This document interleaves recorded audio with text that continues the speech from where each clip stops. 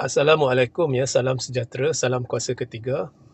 So, KJ bakal menjadi menteri, benar atau tidak? Ya, so itu live ringkas saya ya. Jika audio jelas, bolehlah tolong maklumkan di ruang komen, share ramai-ramai dan sertai Telegram saya, Regi JC Rita Udin. Kalau tonton di Facebook, tekan butang subscribe atau follow. Kalau di YouTube, tekan join atau member. Jadi, ada ura-ura, malah spekulasi ya, yang turut dipetik di media seperti Malaysia Kini dan sebagainya lah. Bahawasanya KJ ni bakal jadi menteri ni, ya. So media pun mengaku ada spekulasi benda tu. Beberapa hari, saya ingat 1-2 hari sebelum ni, KJ beritahu dia buat masa ni dia tidak berminat lah, dia sibuk ke apa kan, ya. But dalam politik, itu semua cakap politik lah. Kita tidak boleh tahu benar atau tidak. Okay. Jadi adakah saya fikir KJ akan menjadi menteri? Ya, lambat laun dia akan jadi menteri. Sama ada sebelum PRU16 atau selepas PRU16. PRU16 dah dekat. Okay. Dalam politik, kalau tahun ni, sekarang dah Jun, maknanya 6 bulan dari sekarang ataupun awal tahun depan, itu kira dekat lah. Okay.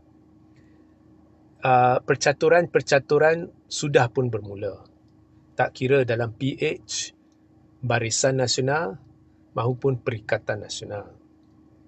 Jadi, Khairi sendiri kita tahu dia keluar sekejap. Malah podcast dia pun dia namakan keluar sekejap, itu maknanya jelas lah. Jadi dia bijak. Dia keluar sekejap untuk memantau.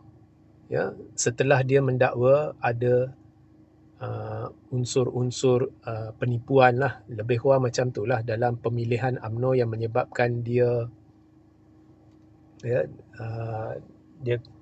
kemudian dia dipecat selepas bersuara, ya, ataupun cuba mengetengahkan perkara itu. So dia bukannya membuat keputusan melulu masuk Perikatan Nasional, dia keluar sekejap. Sebenarnya dia bijak. Dalam awak perhati gerak-geri Khairi ni, awak perhati betul-betul, dia sebenarnya telah jenamakan diri dia semula sebagai orang yang tidak berpihak. Itu satu, seperti saya sekarang. Kemudian dia juga telah menampilkan diri dia sebagai seorang yang masih ingin menceburi bidang politik dengan memberi ulasan-ulasan politik. Maknanya dalam pada dia duduk tengah, dia ada misi dia, dia terus dengan niat dia untuk menceburi bidang politik. Dan kalau awak masih ingat, ada pernah pemberita atau siapa bertanya kepada dia berhubung dengan jawatan Perdana Menteri, dan dia menyuarakan minat untuk satu hari nanti jadi Perdana Menteri. So, maknanya di sini memang benarlah dia keluar sekejap. Lambat laun dia kena buat pilihan. Sebab kalau awak lihat hala tuju, esok satu hari nanti awak nak jadi Perdana Menteri, kemudian awak terus nak menceburi bidang politik dan sebagainya. Di negara ini, setakat ini, untuk jadi calon bebas, untuk menjadi ahli politik bebas, awak tidak boleh kecapi semua benda itu. Jadi maknanya dia akan lambat laun masuk satu parti politik. Nah, parti mana yang dia nak masuk? Setakat yang saya tahu atau saya dengar, pihak perikatan khususnya Muhyiddin ada juga menyuarakan minat nak Khairi masuk perikatan. Itu yang saya dengar lah. Khairi tidak sahut setakat ini. Tetapi saya percaya Khairi akan masuk UMNO.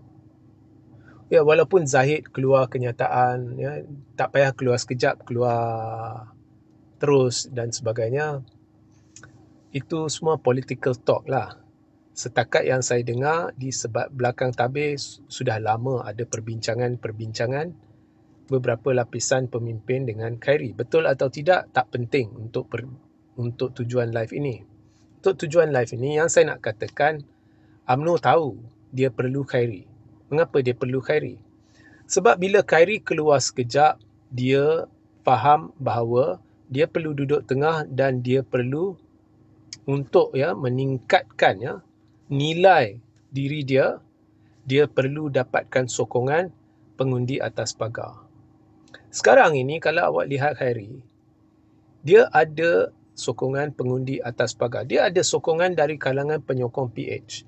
Dia ada sokongan dari kalangan penyokong barisan. Dia ada sokongan dari kalangan penyokong perikatan dan dia ada sokongan pengundi atas pagar. Maknanya orang yang tidak berpihak atau belum buat keputusan. Dan dia ada banyak sokongan di kalangan belia.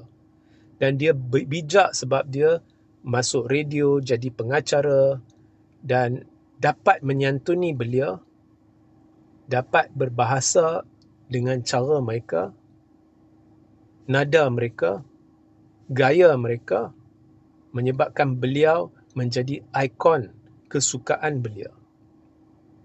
Now, itu menjadikan Khairi satu aset.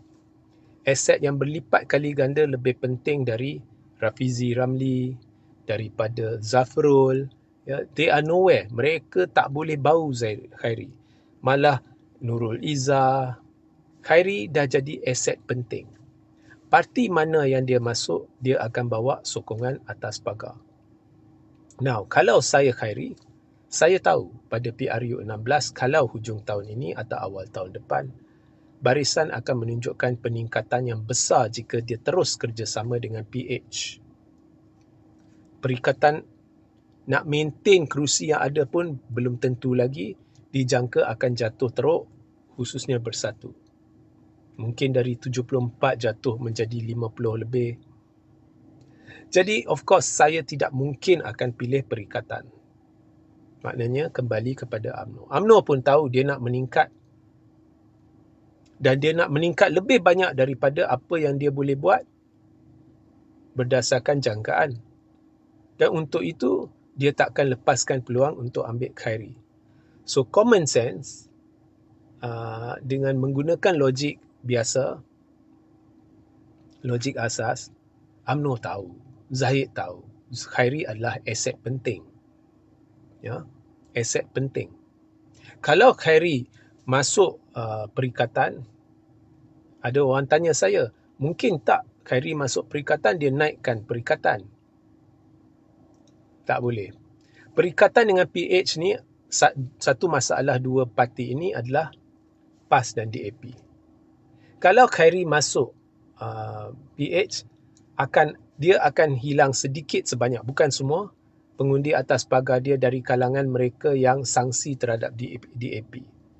Kalau Khairi masuk perikatan, dia akan hilang sedikit sebanyak sokongan, actually banyak, saya jangka banyak, pengundi atas pagar dari kalangan bukan Muslim sebab PAS. Kerana retorika DAP PAS selama ini adalah benci-membenci sesama sendiri, bersempadankan perkauman atau 3R atau whatever you want to call it lah. So ini masalahnya.